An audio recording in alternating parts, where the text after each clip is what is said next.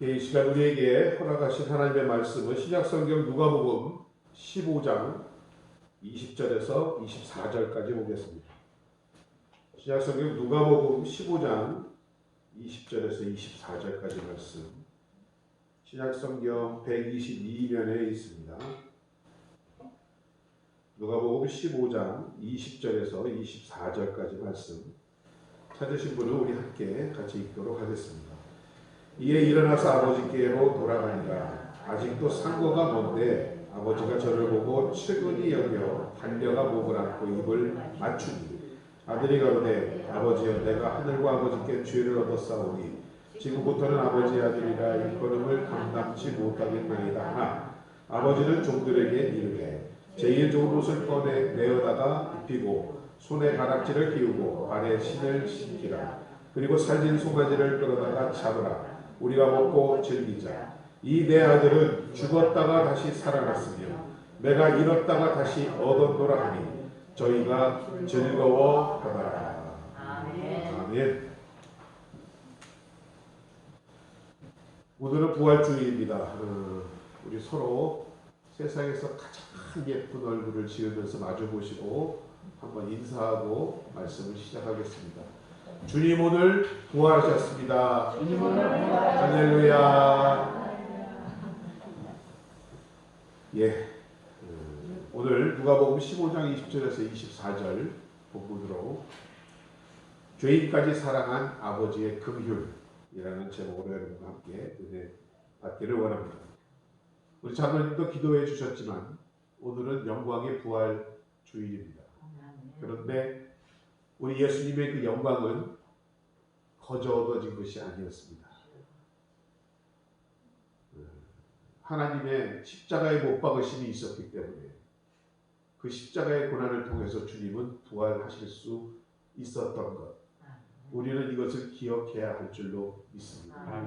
그리고 십자가를 바라본다는 것은 바로 하나님이 여러분에 대한 사랑의 확증인 줄로 믿습니다. 그러하기에 우리는 십자가를 바라보며 하나님의 그 사랑, 아버지의 사랑, 바로 그 긍휼을 깨달아야 할 줄로 믿습니다. 오늘 우리가 함께 읽은 본문 말씀은 예수 믿지 않는 분들도 많이 아는 내용입니다. 흔히 탕자 이야기, 탕자의 비유라고 합니다. 탕자라는 말은 뭐 다 아시겠지만 낭비해버린 혹은 탕진한 아들이라는 뜻입니다. 아버지에게 미리 자기의 몫을 떼어 먼 나라에 가서 다 그 재산을 허비하고 낭비해버렸다라는 것입니다. 여러분, 어떤 의미에서 우리 모두는 이와 같은 탕자가 아닌가라는 생각을 해보았습니다. 우리는 이 세상에 태어날 때 하늘 아버지로부터 나누어 주신 그 많은 인생의 가능성들, 그리고 시간, 우리의 건강, 또한 우리의 재능을 다 제대로 쓰지 못하고 어느 순간 낭비해버리지 않으셨는지. 그런데 본문에서 오늘 예수님께서 우리에게 들려주시는 이 말씀을 읽다 보면 아들만이 낭비한 것이 아니라 아버지도 많은 낭비를 하고 있다라는 사실을 우리는 깨달을 수가 있습니다.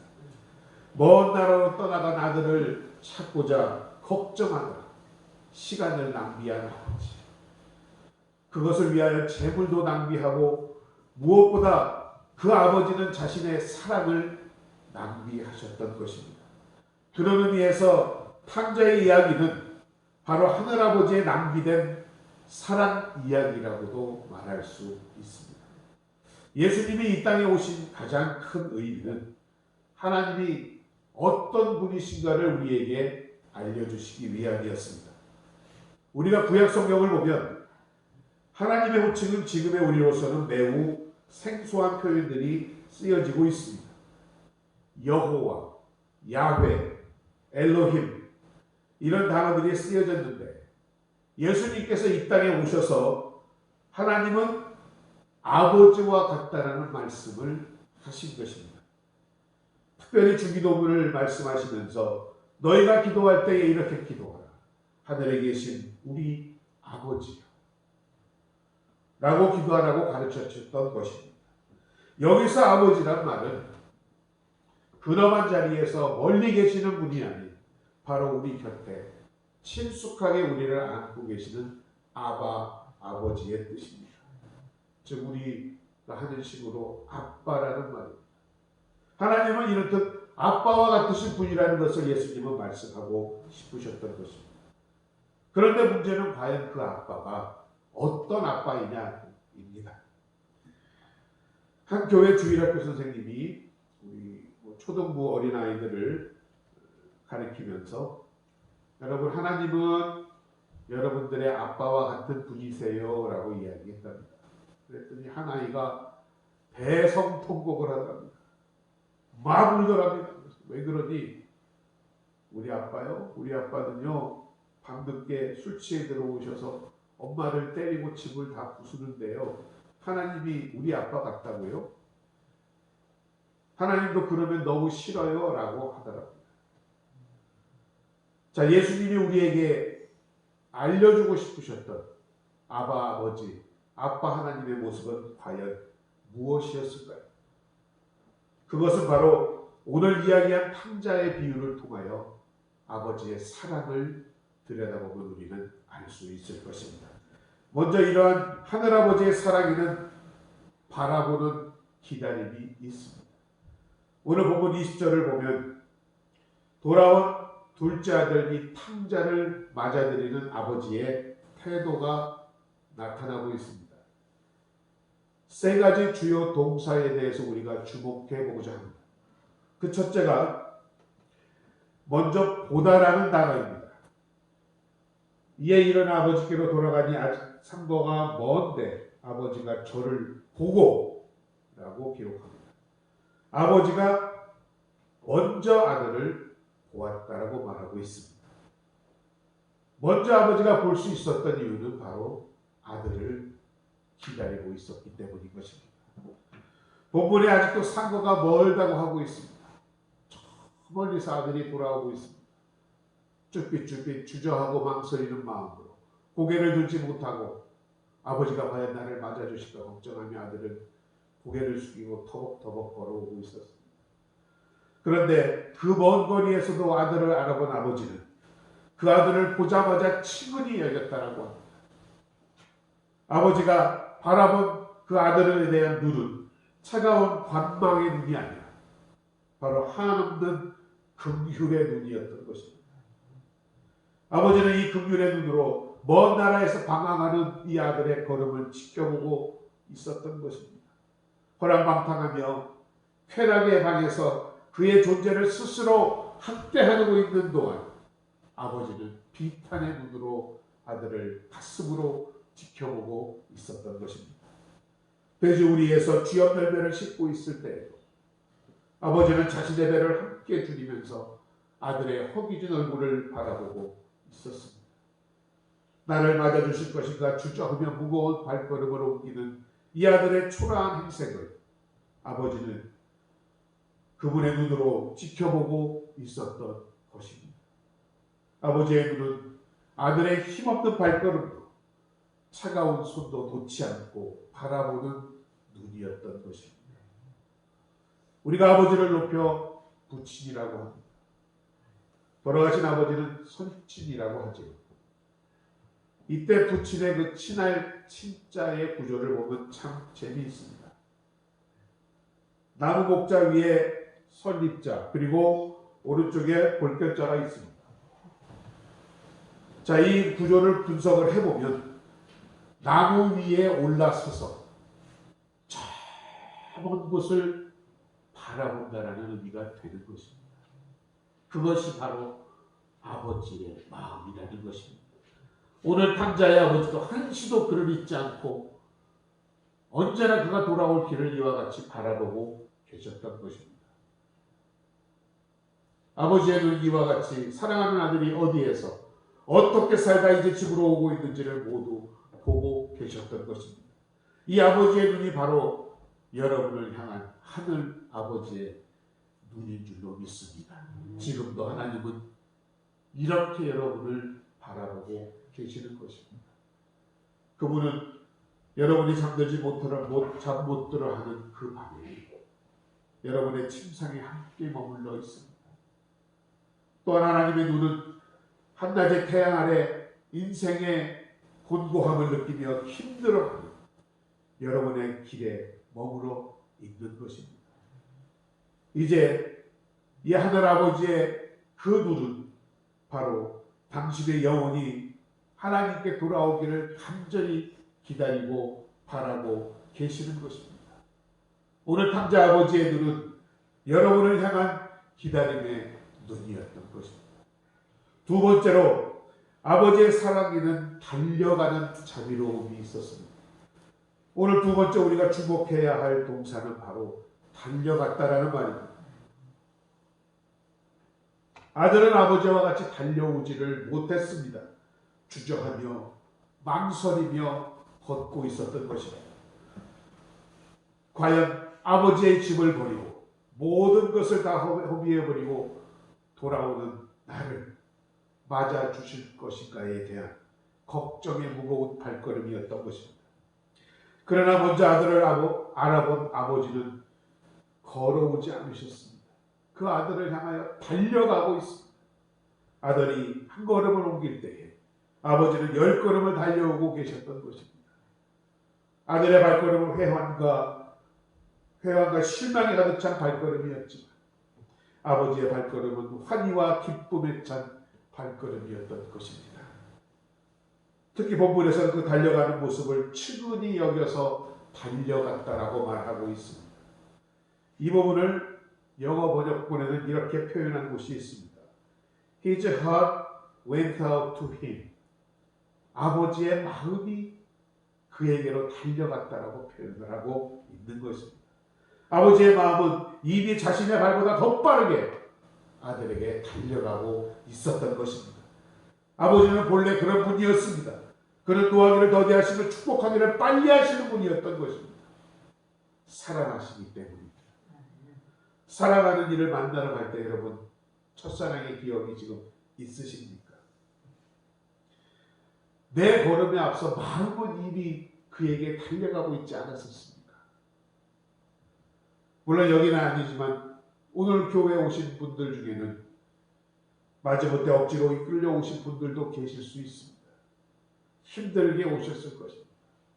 그러나 오늘 이러한 아버지의 사랑을 진정으로 깨닫게 되고 오늘 부활의 이 기쁨을 알 수만 있다면 교회로 달려오시는 여러분이 되실 줄로 믿습니다. 한 게으른 학생이 있었습니다.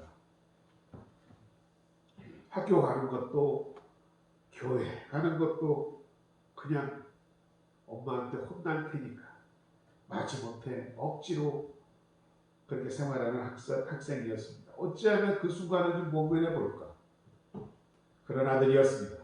그런데 어느 주일 아침이었는데 그 아들이 그만 아침 일찍부터 일어나서 샤워를 하고 머리를 빗고 옷매무새를 단정히 하고 부산을 떨며 준비를 하더라고. 왜 그런가 하니 교회에 그 학생이 좋아하는 여학생이 생겼던 것이었습니다. 이 아들의 첫사랑은 이렇듯 게으른 그리고 아무 일에도 흥미 없었던 그의 일상, 삶의 패턴을 바꾸고 있었던 것입니다. 여러분 이 시간 여러분은 하나님과의 거리가 어떠하십니까? 오늘 본문에 나타난 둘째 아들이 그렇게 느꼈을 것입니다. 아직 아버지가 자기를 따뜻하게 맞아줄 거라는 확신이 없었기 때문입니다. 그런데 갑자기 저 앞에서 눈에 익은 그림자가 달려오고 있습니다. 아버지였습니다. 저는 오늘 이 부활의 아침을 여러분을 향해 달려오시는 하나님을 만나시는 축복이 있기를 주의 이름으로 축원드립니다. 하나님은 그만큼 여러분을 사랑하시는 것을 깨달으시기 바랍니다. 한없는 연민으로 여러분의 과거의 상처와 아픔을 가슴에 다 묻고 여러분을 맞이하기 위하여 달려오고 계시는 것입니다. 세 번째 아버지의 사랑에는 입맞춤의 용서와 회복이 있었습니다. 역시 본문 20절을 보면 우리가 주목해야 할 중요한 세 번째 단어는 입을 맞추다라는 말입니다. 이 단어의 원문을 보면 한 번의 키스가 아닌 여러 번 계속해서 입을 맞추고 있다라는 말입니다. 바로 이러한 입맞춤은 아들의 과거와 상처에 대해 넉넉한 용서를 전하는 아버지의 마음이었던 것입니다. 아마도 아들은 그 달려오는 아버지 앞에 서자마자 엎드려져 그 죄송한 마음을 토해내었을 것입니다. 21절처럼 내가 아들과 아버지께 죄를 얻었사옵니다. 그리고 그 아들이 그의 말을 잊지 못하였을 것입니다. 그때 아버지는 그의 입을 가로막고 아들의 목을 끌어안으며 다시 입을 맞추며 말씀하셨던 것입니다. 아니다. 괜찮다 아들아. 내가 안다. 내가 모든 것을 다 안다. 그리고 또다시 입 맞추고 또다시 입 맞추고 이보다 더 큰 용서가 사랑이 어디 있었겠습니까? 저는 이 아들이 아버지께 돌아왔기 때문에 아버지가 용서했다라고 생각하지 않습니다. 이미 아버지는 그 아들을 용서해놓고 돌아오기만 기다리고 있었던 것입니다. 이것이 또한 우리를 향한 하늘 아버지의 마음인 줄로 믿습니다. 하늘 아버지도 오늘 메마르고 터진 피곤한 여러분의 입술을 사랑하고 만나고 싶어 하시는 것입니다. 이 한마디를 위해서입니다. 괜찮다. 내가 다 안다. 난 이미 너를 용서했다. 더 나아가 아버지는 아들을 향한 용서로만 만족할 수 없음을 우리는 본문을 통하여 알 수 있습니다. 그 아들이 새로운 미래를 향해 새 출발할 수 있도록 그의 신분을 완벽하게 회복시키고 있습니다. 22절을 보면 제일 좋은 옷을 입히라고 말합니다. 손에 가락지를 끼워주십니다. 새 신을 신겨주십니다. 모두가 새 출발을 위한 은총의 시작이었던 것입니다. 우리가 성경을 보면 죄인이 하나님 앞에 나오자마자 하나님은 우리를 용서하실 뿐만 아니라 우리를 의롭다고 해주신다고 말씀하고 있습니다. 의의 예복을 우리에게 입혀주신다라고 말씀하고 계십니다. 그리고 우리는 결국 그의 사랑에서 떨어질 수 없는 자녀라고 새 언약을 맺어주고 계십니다. 이제 복음의 새 신을 신고 새롭게 살아갈 수 있도록 격려해 주신다는 것입니다. 그리하여 우리의 새 삶은 오늘 탕자와 같이 환희의 잔치로 시작되는 것입니다. 살린 송아지를 잡고 잔치 석상에서 아버지는 이렇게 선언해 줍니다. 너는 죽었다가 다시 산 내 아들이요, 잃었다가 다시 찾은 내 아들이라고 아버지는 오늘 그 아들에게 말씀하고 계시는 것입니다. 여러분을 향하여 하늘아버지도 오늘 이러한 마음으로 여러분에게 말씀하고 계시는 줄로 믿습니다. 이러한 하나님의 사랑을 우리가 경험하기 위하여 우리가 할 것은 꼭 한 가지입니다. 오늘 본문 17절과 같이 아들이 스스로 돌이켜 돌아왔다라고 합니다. 그리고 20절에 보면 그 돼지 주업 열매를 주워 먹던 곳에서 일어나 아버지께 돌아왔다라고 말하고 있습니다. 우리가 하나님 앞에 돌아오는 데에 최대의 장애물은 이 아들도 망설였던 것과 같이 죄와 그에 따른 죄책감인 것입니다. 바로 이러한 장애물을 제거하기 위하여 하나님의 아들이신 예수께서 우리의 중보자로 오셨던 것입니다. 우리의 죄를 짊어지시고 십자가에 못 박혀 돌아가신 것입니다. 5번의 피를 흘리며 우리를 사랑하고 구원하기 위하여 오셨던 것입니다. 그러나 여러분, 예수님께서 십자가에 못 박혀 4번째 피를 흘리실 때에 아버지 하나님도 여러분 함께 못 박히신 것을 깨닫는 복된 여러분들 되시기 바랍니다. 이 아들의 고통이 바로 아버지의 아픔이었고 이 아들의 아픔이 바로 아버지의 고통이었던 것입니다. 어떤 한 사람에게 외아들이 있었는데 참 늦게 얻은 그 외아들을 눈에 넣어도 아프지 않겠습니까? 그 아버지는 그 아들을 위해 자신의 온 삶을 다 희생했다라고 합니다. 자식이 원하는 것은 무엇이나 다 들어주려고 노력했고 아쉬운 것, 부러울 것이 없이 아들을 키웠습니다. 그러나 우리가 늘 그렇듯이 이렇게 자란 아이들이 버릇이 없어집니다. 이 아들도 아마 그랬던 유형인 것 같습니다. 고등학교 마치고 대학에 들어갔습니다. 옛날 우리의 부모님들이 그랬듯이 몸 팔고 속 팔아 아들의 학자금도 공급을 했습니다. 그리고 서울로 올라간 아들은 돈만 떨어지면 아버지에게 편지를 했습니다.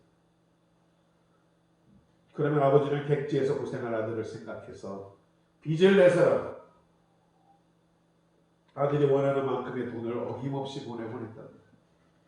그런데 이 아들은 아버지의 기대와는 달리 오늘 나온 이 탕자와 같이 아버지가 이렇게 힘들게 보낸 돈들을 가지고 나쁜 친구들과 어울려 먹고 마시고 노는 데에 다 탕진을 해버렸습니다.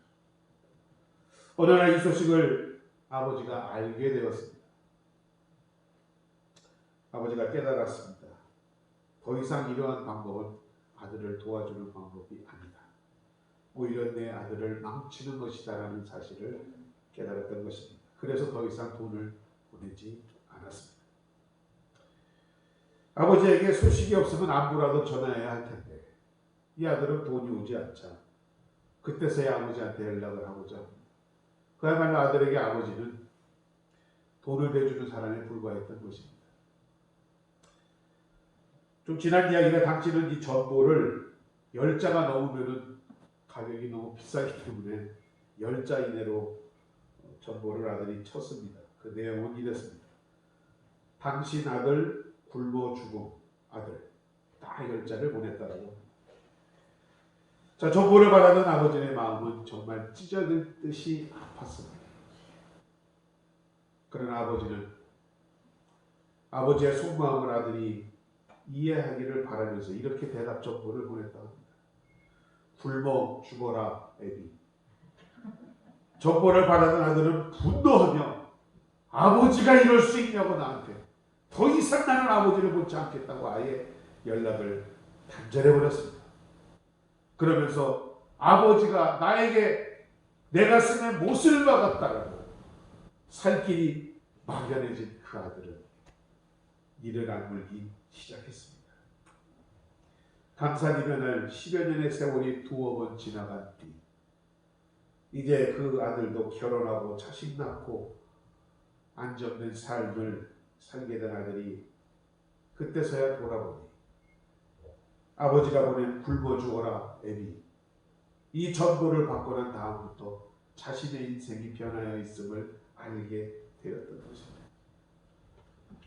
그래서 아버지를 떠나 고향을 떠난 지 20여 년 만에 고향집으로 아버지를 찾아갔더랍니다. 그랬더니 아버지는 이미 지난해에 세상을 떠나셨고 돌아올 아들을 기다리면서 유서한장을 남기셨다는 것입니다. 아들아, 너를 기다리다가 먼저 간다. 너를 하루도 내가 잊어본 날이 없다. 내가 소식을 끊은 후 단 하루도 나에게는 고통스럽지 않은 날이 없었다. 정말 너를 사랑했구나. 내가 보낸 전보는 너의 인생의 분발을 자극하기 위하였음을 알아주기 바란다. 부디 이 애비 원망하지 말고 행복하게 잘 살아가기 바란다. 가슴에 못 박힌 애비가 라고 편지가 유서가 아들의 손에 쥐어졌습니다. 아들은 이 편지를 들고 아버지 무덤으로 달려가 엎드려져 흐느끼며 부르짖었다라고 합니다. 아버지, 제가 잘못했습니다. 불효자식이 아버지의 마음을 몰랐습니다. 아버지 가슴에 못을 박은 것은 바로 저였습니다. 아버지, 제 가슴에 못이 박힌 것이 아니라 제가 이 자식이 아버지의 가슴에 못을 박고 말았습니다. 자, 오늘 이제 마지막으로 우리가 하나 더 주목해야 할 점, 그것은 바로 아버지의 사랑, 아버지의 마음을 이해하지 못한 탕자의 형입니다. 오늘 본문 29절을 보면 마다들이 아버지에게 항변하는 대목에서 이렇게 말합니다. 나는 여러 해 아버지를 섬겨 아버지의 명령을 어긴 일이 없었다라고 말합니다. 저는 이 맏형의 말이 진실임을 알고 있습니다. 틀림없이 이 아들은 아버지가 시키는 일, 심부름 성실히 이해하며 살아왔을 것입니다. 그러나 이 아들은 이상하게도 아버지가 가장 원하는, 아버지 마음에 가장 원하는 일에 대해서 그 명령만큼은 순종하지 못한 결과를 오늘 초래하고 있는 것을 우리가 볼 수 있습니다. 여러분, 한 아들을 잃어버린 상황도 있어요. 그리고 그 아들의 소식이 끊어진 안타까운 형편 가운데서 아버지가 말을 안 했지만 큰아들에게 가장 하고 싶었던, 부탁하고 싶었던 말이 무엇이었을까요? 바로 내 동생 좀 찾아와라 라는 것이었을 것입니다. 그리고 돌아온 동생에게, 동생이 돌아온 이후에는 맏아들에게 내 동생을 사랑해라 라고 아버지는 마음으로 명령하고 있었던 것입니다. 그러나 맏아들은 그러하지 못했습니다. 아버지의 명령들 가운데 있는 그 아버지의 마음, 그 사랑, 죄인까지도 사랑하시는 아버지의 그 긍휼을 맏아들은 알고 있지 못했다라는 말입니다. 그저 아버지의 집에서 일상적인 심부름, 일상적인 의무에는 성실히 반응을 하면서도 가장 중요한 아버지의 마음은 잃어버리고 있다라는 말입니다. 그리고 맏아들이 이해하지 못한 것, 아니 이해하기를 거절한 것이라고 하는 것이 또 하나 있습니다. 그것은 이 탕자와 자신의 관계를 부정하고 있습니다. 물론 그는 자신의 동생입니다. 그러나 30절 이하에 보면 이 동생에 대해서 맏아들은 이렇게 호칭합니다. 아버지의 살림을 창기와 함께 먹어버린 이 아들, 당신의 아들이라고 동생을 말합니다. 이 맏아들이 탕자를 당신의 아들이라고 지칭한 것은 동생이라고 부르는 것을 거절하고 있는 것입니다. 이는 경멸적인 어투로서 당시 바리새인과 서기관들이 세리와 창기 같은 사람들을 죄인이라고 부를 때 했던 말과 같은 의미라고 합니다. 그러나 아버지는 32절에서 이렇게 말하고 있지 않습니까? 이 내 동생은 죽었다가 살았습니다. 아버지는 물론 내 아들이라고도 말씀할 수 있었습니다. 그러나 그는 맏아들에게 내 동생이야 라고 말하고 있는 것입니다. 한 신실한 신학생이 있었습니다. 얼마나 신실했는지.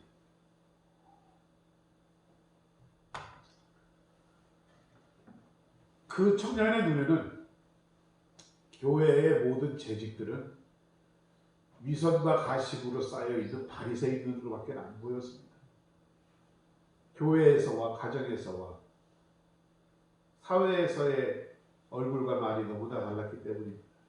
그리고 심지어 그 청년에게 담임 목사는 월급을 받기 위한 사건으로밖에는 안 보였던 것입니다. 그 정도로 스스로가 신실한 청년이었습니다.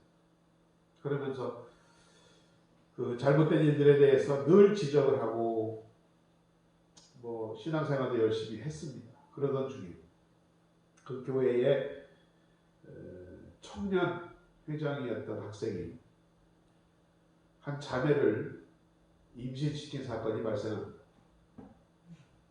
그 청년이 이제 어떻게 청년 회장이라는 사람이 그럴 수 있느냐. 교회를 떠나기로 작정합니다.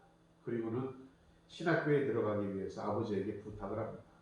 아버지, 제가 아무래도 신학교로 가서 목사를 해야 되겠어요. 신학교 갈 수 있도록 좀 도와주십시오. 그런데 뜻밖에도 아버지가 거절합니다. 무슨 신학교야. 일반 대학 나와서 취직이나 해. 근데 문제는 여기서 발생했습니다. 그 아버지의 반대에 부딪힌 이 청년이 좌절하고 난망했던 것입니다. 교회를 떠난 것을 넘어서 신앙을 떠나기 시작했습니다. 세상 청년들과 같이 간음하고 술 먹고 밤마다 돌아다니고 놀고 그야말로 하나님을 떠난 오늘 아비의 복을 떠난 탕자와 같은 이러한 생활을 하게 되었던 것입니다. 그러나 그 청년에 대한 하나님의 사랑은 끊어지질 않았었습니다. 어느 날 청년이 술에서 깨지 않은 흐리멍텅한 머리로 아침에 일어났을 때 문득 이 탕자의 이야기가 떠오르더랍니다.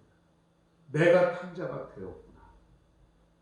그리고 그 탕자의 형인 마다들과 같았던 자신의 모습을 반성하게 됩니다. 아버지의 사랑은 죄를 지은, 죽을 죄를 지은 자식까지도 사랑하는 것이 아버지의 사랑이다. 이 청년이 회개하기 시작했습니다. 그리고 다시 노력하여 신학교에 입학한 후에 목사가 되었다고 합니다. 그리고 어느 목사님보다도 가장 많은 긍휼로 죄인들을 품어주는 그런 목사가 되었다고 합니다. 여러분, 오늘 주님께서 십자가에 못 박히신 이유를 다시 한번 깨닫는 여러분 되시기 바랍니다. 바로 저와 여러분의 죄 때문입니다. 그 죄로 인해 우리가 받아야만 하는 고통을 주님이 받으셨던 것입니다. 그리고 이제는 우리가 그 죄에서 돌아와 아버지의 집으로 돌아와 사는 것을 원하고 계십니다. 이제는 우리가 십자가 앞에서 이렇게 고백할 때입니다. 주님, 제가 하나님의 마음을 몰랐습니다. 저의 죄가 예수님을 십자가에 못 박았습니다. 그러나 이제는 그 아버지의 긍휼을 기억하며 하나님을 저의 아버지로 모시고 예수님을 저의 부활의 주로 믿고 새 인생을 살겠습니다. 여러분이 이렇게 고백만 하신다면 오늘 예수 그리스도의 부활이 바로 여러분의 인생의 새 날을 여는 놀라운 역사가 여러분께 펼쳐질 줄로 믿습니다. 아멘. 우리가 돌아올 때 살아계신 주님은 우리를 넉넉한 품 안에 안아주십니다. 그리고 자비로운 사랑 안에 우리의 인생은 하나님의 자녀된 신분으로 회복되는 것입니다. 여러분은 자신의 목숨을 바쳐서 5번이나 피를 흘려서까지 사랑받기 위해 태어나신 분인 줄로 믿습니다. 이제 사랑하는 하늘아버지, 그 축복의 근원이신 아버지 앞에 구원자이신 이 하나님을 함께 전하는 여러분 되시기를 주의 이름으로 축원드립니다. 바로 이것이 부활의 아침 주님이 우리에게 보여주신 가장 큰 사랑인 것을 깨닫는 여러분 되시기를 주의 이름으로 축원드립니다. 아버지 하나님 은혜와 사랑을 감사드립니다. 귀한 부활절 이 아침에 주님 우리를 사랑하시고 또한 부르시고